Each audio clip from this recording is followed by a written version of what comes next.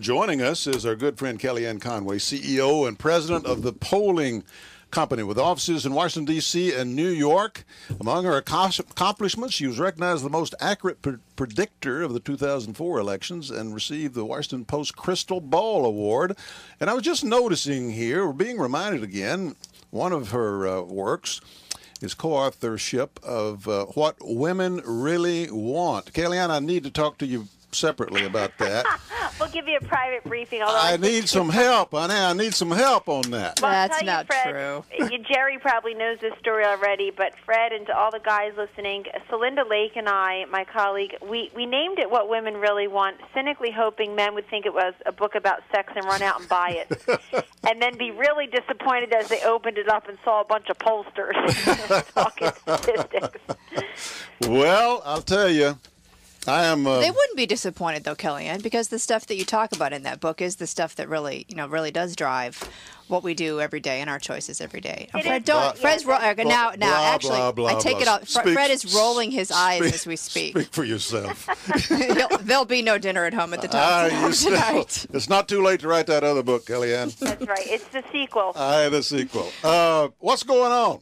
Well, tons of stuff, in particular with respect to health care, Fred and Jerry. I mean, this has really put the president in a very difficult position. Essentially, Americans don't want this thing called health care reform to cost $1 trillion, to rob them of their own choices and quality, to increase their taxes, and they also don't want it on an egg timer. This whole nonsense of having a date certain by which it would need to be passed, it makes a lot of Americans scratch their heads, and they've learned enough about the details now that they are telling every single pollster out there the same thing, which is slow down, don't raise my taxes. When I say I, quote, support health care reform, it's like I support campaign finance reform and winning the war. In other words, I support it in principle, but I don't need it for myself. I want other people who need it to get it. It turns out, about 91% of likely voters have health insurance, and about 77% of them say that they're pretty pleased with it.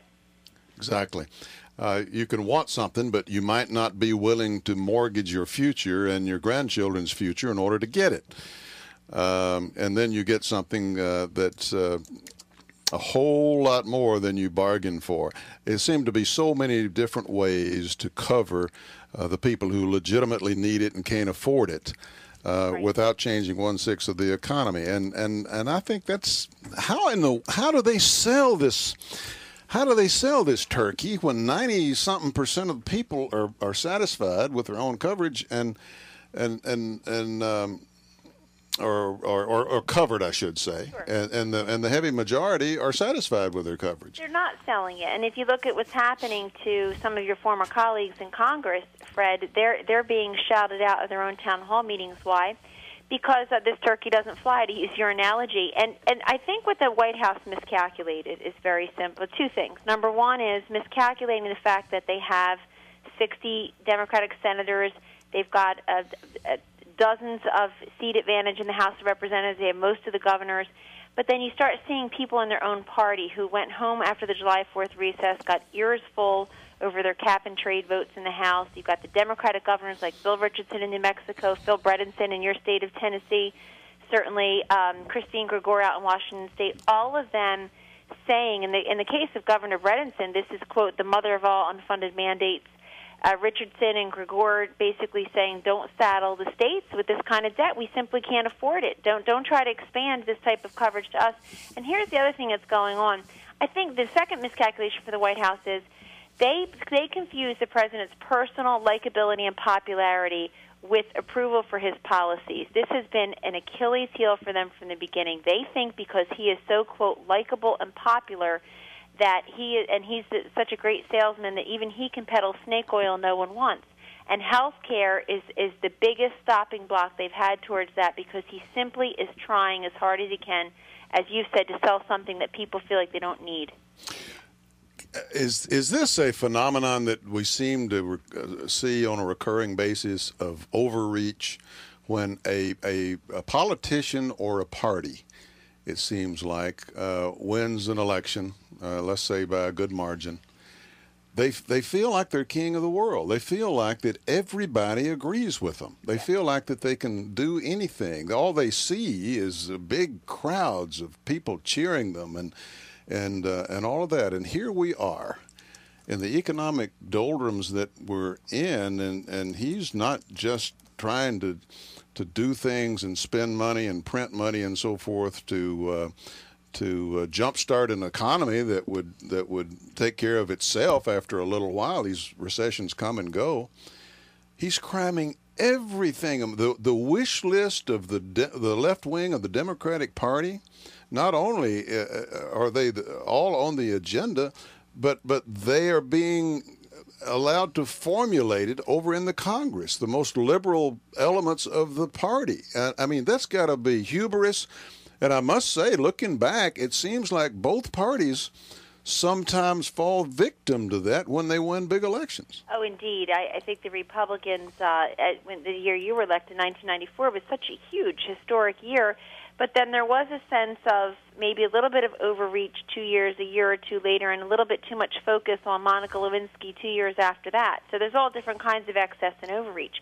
What's going on here, the big crowds is a very important note that you're making, because if you remember last summer, that very successful ad the McCain campaign ran about, he's the biggest celebrity in the world. Mm-hmm. And the Obama campaign really didn't know how to respond to it. They did the usual, just attack McCain and partisan politics and all.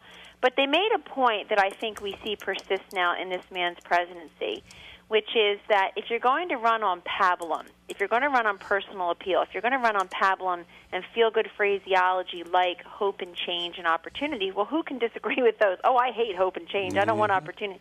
But then when you become president, specifics are not your friend. And that's what's happened to this president. Whereas his appeal was the unspecified change. He was basically the blind date people hadn't met. Everybody talks him up to you, and he's terrific, and this is going to be great. And then eventually the doorbell rings, and you have to open the door. And it's like, oh, my God, longest dinner of my life. And so, Jerry, huh? So, but anyway, and that's what's going on now. They're confusing that personal appeal with presidential policy approval.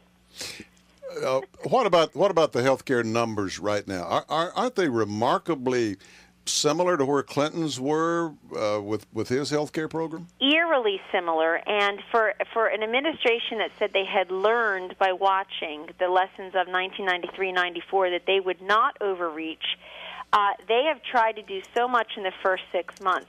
And his numbers are actually worse among independents than Bill Clinton's were at this point. I went back and checked. Why? Because independents are a lot of lapsed Republicans who did not like the Republicans, President Bush and the Republicans in Congress acting like Democrats. So if you're not going to support Republicans who act like Democrats, you're not going to support Democrats who act like Democrats. Mm-hmm. And so a lot of these independents were the first ones to break ranks. I also noticed in the Quinnipiac poll today, not ours but theirs, 49% of women now are rejecting this brand of health care. And I think that's very key because women are the chief health care officers in our households. They spend 2 out of every 3 health care dollars in this country. They end up being the chief health care officer for everyone in the family. They end up outliving men by 7 years or so. And I think the fact that they're losing women now, and women who are supposed to look at health care and say, yes, we want that, we want more goodies, we want to help everybody who's not covered, it's eerily similar to Clinton. Yeah. Kellyanne, thank you so much for that. All the best. We always enjoy your and you always I love the blind date thing. Needed information. That's perfect. In spite of that.